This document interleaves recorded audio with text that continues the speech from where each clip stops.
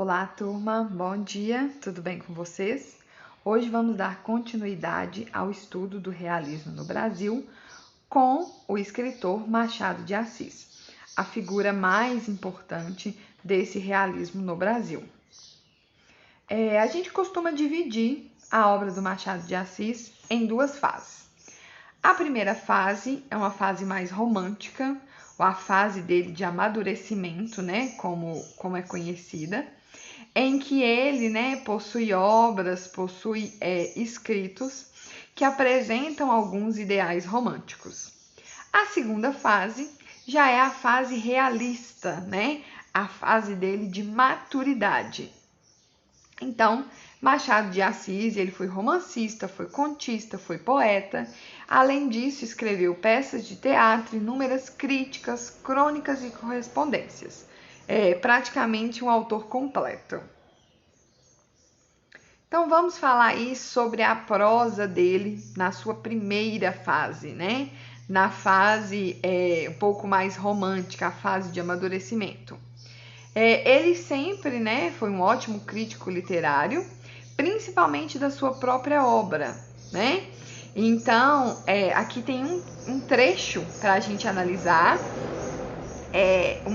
Houve uma reedição do seu romance Ressurreição, e aí ele fez uma advertência sobre essa nova edição. Então, esse escrito aqui é um escrito da sua primeira fase, sua fase de amadurecimento. Este foi o meu primeiro romance, escrito, aí vão muitos anos. Dado em nova edição, não lhe altero a composição nem o estilo, apenas troco 2 ou 3 vocábulos.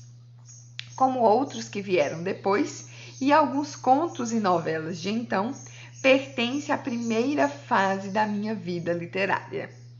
Ou seja, ele está mostrando aí para os seus leitores que eles não vão encontrar o mesmo realismo das suas obras em sequência, mas sim algo com características mais românticas.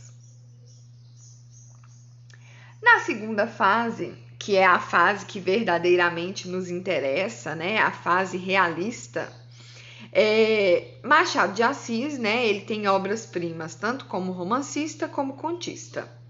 Então, algumas características são bastante importantes e merecem destaque.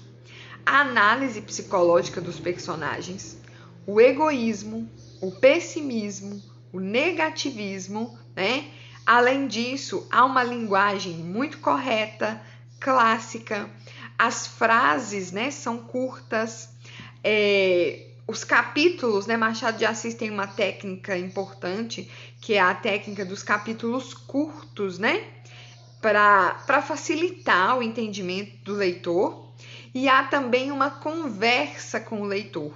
O tempo todo em suas obras é possível perceber que ele mantém esse diálogo aberto com o leitor. Então essas, são as principais características dos seus textos realistas, Além, é claro, de não deixar esquecido a análise da sociedade e a crítica ferrenha que ele faz aos valores românticos. No aspecto formal, eu preciso destacar para vocês essa questão dos capítulos curtos. Quem já leu, vai ter oportunidade de ler alguma obra do Machado de Assis, vai perceber isso, capítulos curtíssimos. Por quê? Porque aí neles a ideia não se perde, Pelo contrário, tudo aquilo que está na entrelinha é valorizado, tudo aquilo que está ali implícito, é valorizado. E aí várias percepções, várias observações paralelas à narrativa é possível perceber. Então, os romances dele, da fase romântica, tem um número bem menor de capítulos. Por exemplo, Ressurreição tem 24 capítulos, A Mão e a Luva tem 19, Helena tem 28, Yaya Garcia 17. Mas, por exemplo, sua principal obra realista, Memórias Póstumas de Brás Cubas, tem 160 capítulos. Quincas Borba tem 201, Dom Casmurro tem 148, Esaú e Jacó 121. E aí o leitor pensa assim, mas como assim essa quantidade de capítulos?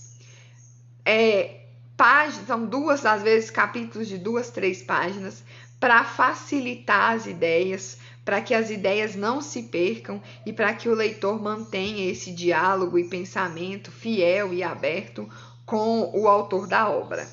Então, essa é uma característica marcante das obras realistas de Machado de Assis. E aí, então, nós vamos falar aqui agora dessa sua principal obra, que é Memórias Póstumas de Brás Cubas. Então, Brás Cubas, né, ele é um personagem do Machado de Assis, e o autor ele tinha plena consciência de que essa obra, né, ele inauguraria um outro capítulo na história da literatura brasileira. Então, nós temos um personagem narrador, né? O Brás Cubas, ele é o personagem principal e ele narra essa história. E ele já começa, né, o texto ironizando, né? E fazendo aí uma advertência aos leitores sobre essa história. Que me conste, ainda ninguém relatou o seu próprio delírio. Faça-o eu, e a ciência mo agradecerá.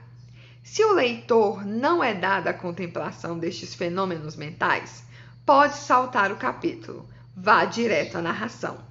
Então, olha, percebam aí como o personagem, né, ele está conversando com esse leitor. Então, Memórias Póstumas de Brás Cubas, né, além de ser o nosso primeiro romance realista, é uma obra inovadora. Por quê? São memórias, é um livro de memórias.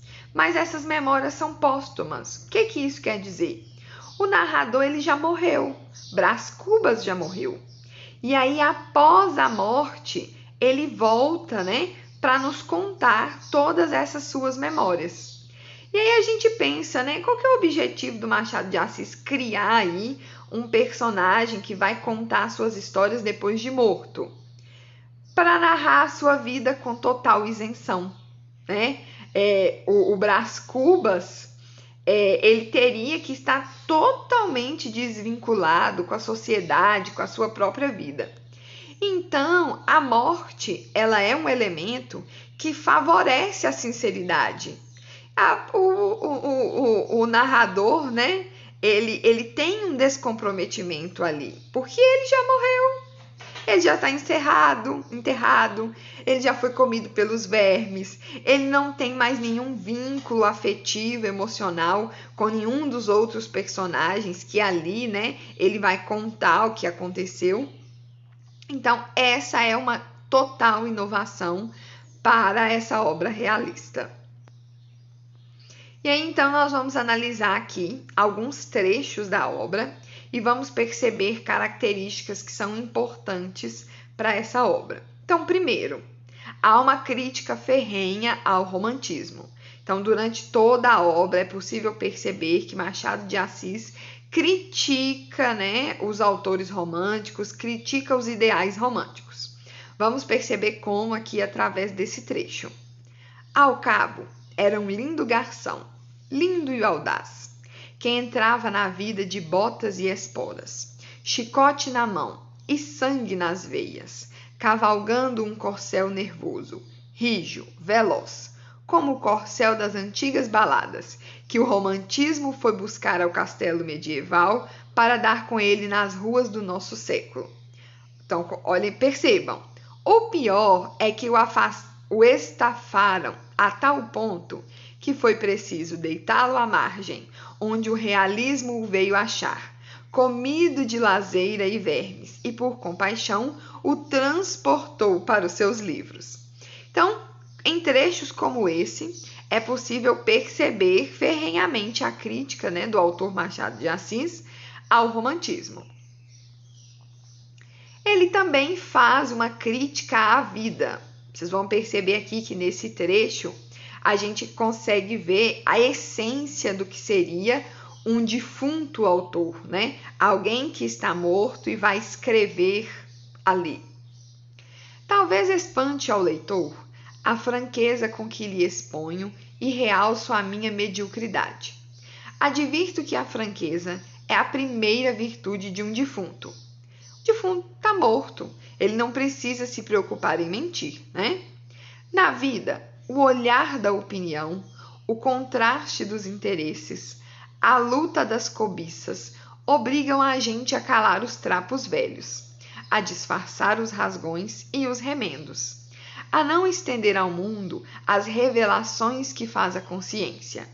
E o melhor da obrigação é quando, à força de embaçar os outros, embaça-se um homem a si mesmo. Porque, em tal caso, poupa-se o vexame, que é uma sensação penosa, e a hipocrisia, que é um vício hediondo. Então, aqui, gente, ele critica a vida. Por quê? Porque as pessoas, quando estão em vida, elas têm uma preocupação em agradar a todos, né? Elas têm uma obrigação em disfarçar aquilo que elas não querem ver. E a morte, na morte não precisa de nada disso. Então, ele faz uma crítica a essa postura aí da sociedade quanto em vida. Continuando o trecho. Mas na morte, que diferença, que desabafo, que liberdade!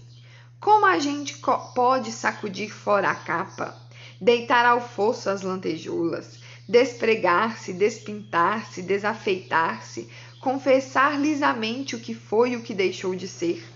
Porque, em suma, já não há vizinhos, nem amigos, nem inimigos, nem conhecidos, nem estranhos. Não há plateia. O olhar da opinião, esse olhar agudo e judicial, perde a virtude, logo que pisamos o território da morte. Não digo que ele não se estenda para cá, e não nos examine e julgue, mas a nós é que não se nos dá do exame nem do julgamento. Senhores vivos, não há nada tão incomensurável como o desdém dos finados. Então, a morte, ela não julga. A morte, ela não avalia como a vida faz. Então, há essa crítica sobre a vida, mostrando aí como a morte pode ser muito melhor. Há uma crítica também sobre o amor, é claro. Uma história realista como essa, né? A gente não podia perder, né? Machado não ia perder essa oportunidade, né, de criticar aí as relações amorosas. Então, o personagem Brás Cubas, ele tem um relacionamento com a personagem Marcela, e aí, em um momento em que a Marcela, ela não quer mais o Brás Cubas, ele nos mostra esse trecho na história. Marcela amou-me durante 15 meses e 11 contos de réis. Nada menos. Num outro trecho. Esse foi, cuido eu, o ponto máximo do nosso amor. O cimo da montanha, donde por algum tempo divisamos os vales de leste a oeste, e por cima de nós o céu tranquilo e azul. Repousado esse tempo, começamos a descer a encosta, com as mãos presas ou soltas, mas a descer. As obras realistas, né, gente, elas vão mostrar o amor, né, em sua face verdadeira. Então, no amor à desavença, no amor a complicações, no amor a traições. Então, Machado de Assis vai, né, aproveitar-se desse relacionamento curto com a personagem Marcela para fazer essa crítica aí de como o amor ele era visto e como realmente ele precisa ser enxergado em sua naturalidade, né, em sua totalidade, com bastantes erros e defeitos. O negativismo, uma característica presente das obras realistas e que não podia, né, faltar aqui, sendo também uma característica principal da escrita do Machado de Assis como realista. Então, percebam neste trecho.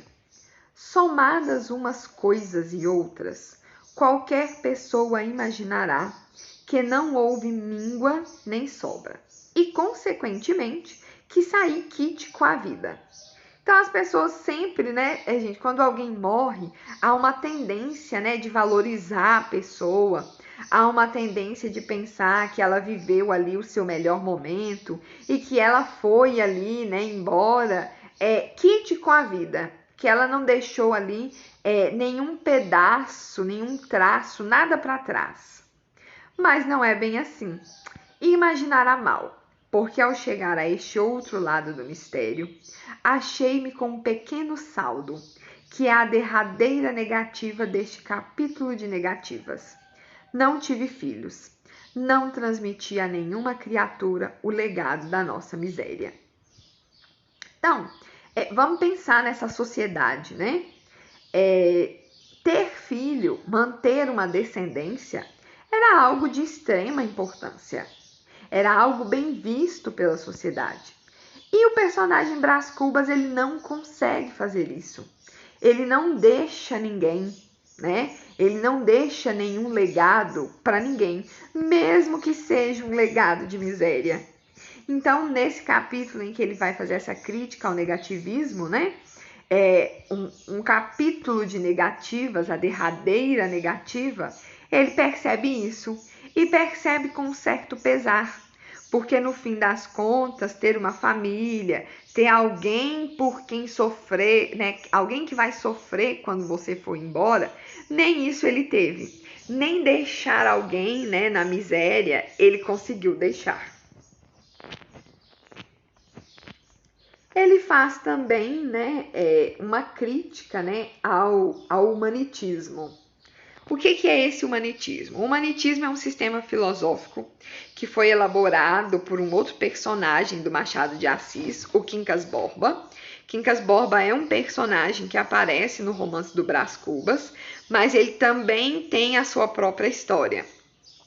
E aí, ele é essa filosofia dele louca, né? Ele diz o seguinte nesse humanitismo.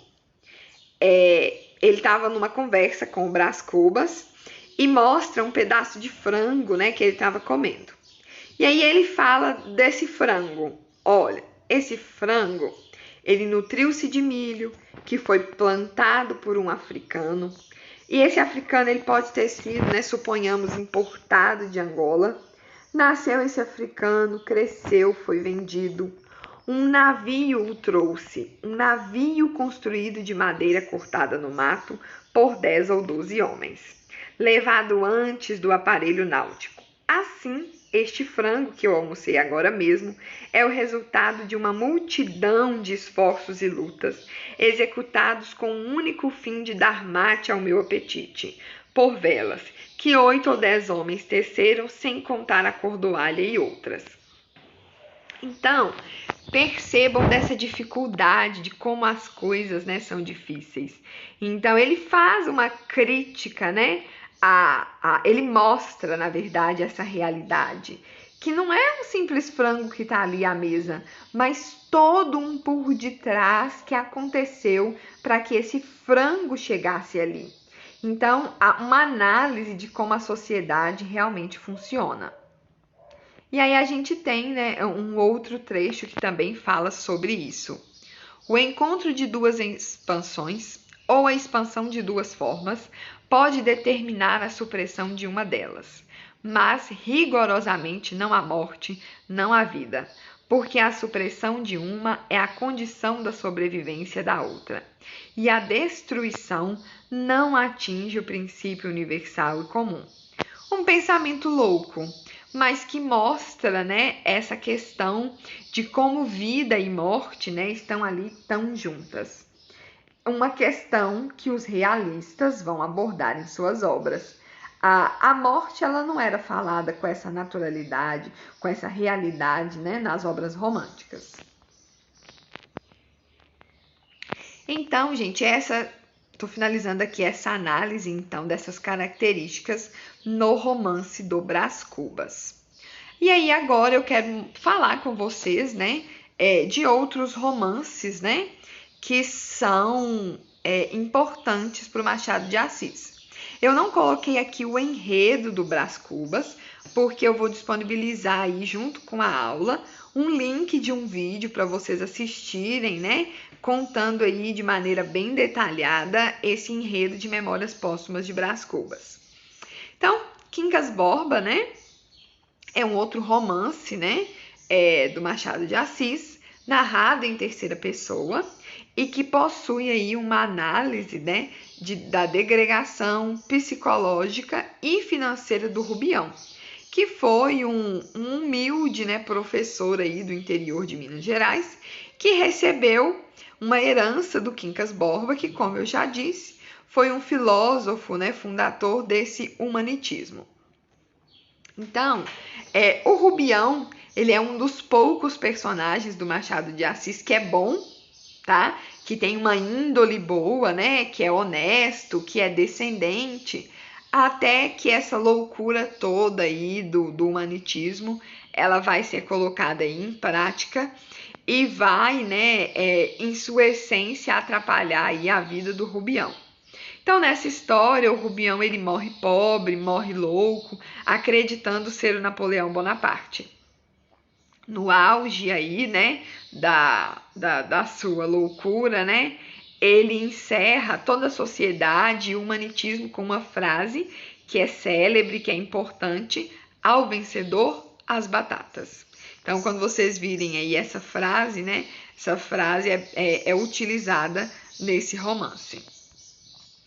Outro romance dele, que também é muito famoso, e aí vocês já devem ter visto aí alguma adaptação, né, principalmente para o cinema ou para a TV, é Dom Casmurro. E aí em Dom Casmurro há um retorno dessa narração do Machado de Assis para a primeira pessoa. O Bentinho, né, que é o Dom Casmurro, ele é um personagem narrador que tenta atar as duas pontas da vida e restaurar na velhice a adolescência. Porque o romance, né, ele gira em torno, né, de um provável adultério. O Bentinho, ele é casado com Capitu, e ele desconfia que Ezequiel, né, o filho deles, o filho do casal, ele seja do Escobar, que é um amigo do casal. E aí o ciúme doentio do Bentinho, né, essa incerteza, essa dúvida toda, faz com que há uma separação do casamento, não socialmente, é claro, né, porque naquela época separar-se não era algo comum, não era algo do cotidiano, não era algo aceitável pela sociedade. E aí Capitu e o filho vão para a Europa, né, com o pretexto de tratar aí da saúde da Capitu. Enquanto, né, o Bentinho, né, isso aí se serve apenas para um pano de fundo, né, para analisar aí os perfis psicológicos, a análise de comportamento. Então, aquela característica, né, que eu falei logo no início da aula, que os personagens vão ser analisados psicologicamente, que haverá uma análise de comportamento. Na obra Dom Casmurro, isso ocorre fielmente. E aí, gente, para terminar a aula, eu não podia deixar de falar dos contos. Então, Machado de Assis foi um grande e excelente contista, tá? E ele tem contos, assim, excelentes e que retratam de maneira aí muito real, com todas essas características realistas, situações da nossa sociedade. Então, nesses contos dele vão aparecer aí a preocupação psicológica, muito sobre essa fronteira entre a loucura e a lucidez da alma humana, ironia social e política. Então, o primeiro conto dele, né, que é bastante famoso e importante, é o Alienista. Não sei se vocês já ouviram falar dessa história, mas o alienista, né, ele seria um médico, né, o que a gente hoje considera como um psiquiatra, e ele começa, né, a analisar as pessoas de uma cidade. E aí ele começa a ver os problemas dessas pessoas. E aí as pessoas não acreditam nessa análise dele, desses problemas. E aí ele começa a perceber, né, aquela famosa frase, né, que de médico e louco todo mundo tem um pouco. Ele começa a perceber que o louco, na verdade, não eram as pessoas, era ele. E aí ele se tranca, né, dentro do seu casarão e acaba, né, sendo chamado aí de o alienista, aquele que ficou alienado, né, da sociedade, fora da sociedade. Então, um conto, né, muito interessante dessa ironia social, mostra essa questão entre a loucura e a lucidez. Vale a pena vocês lerem essa história. E aí ele tem diversos outros contos, né?